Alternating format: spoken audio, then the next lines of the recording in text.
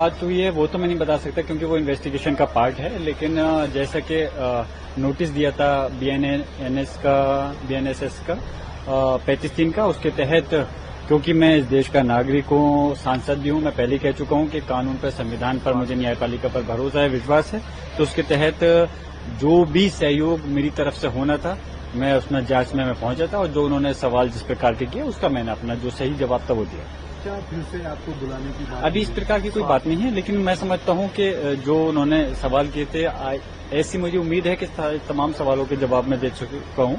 शायद अब ऐसी उम्मीद करता हूं कि दोबारा नौबत नहीं आएगी। आपने बताया था कि आपका स्वास्थ्य भी कुछ करवाया, स्वास्थ्य था, लेकिन उसके बावजूद भी मैं खुद इस वजह से गया क्योंकि कहीं पुलिस प्रशासनिक अधिकारी को ये नहीं लगे कि मैं जांच को टालना चाह रहा हूं, उसमें सहयोग नहीं करना चाह रहा। और दूसरा, खासतौर से हमारे जो मीडिया के भाई हैं वो पहली मीडिया ट्रायल कर देते हैं कि जांच से भाग रहे हैं या वो हैं।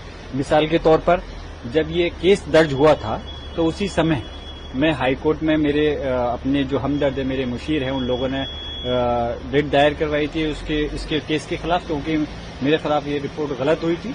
तो मीडिया वालों ने पहले ट्रायल कर दिया कि गिरफ्तारी के डर से भाग गए। अब ये बताओ, जहां हमारे ऊपर कोई गलत अगर वो लिखेगा तो हम किससे न्याय मांगे?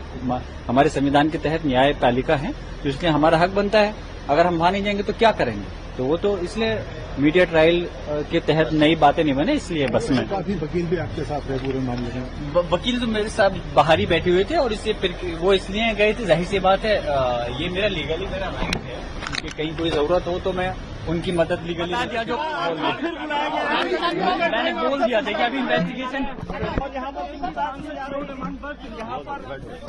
बैठे हैं गाड़ी में।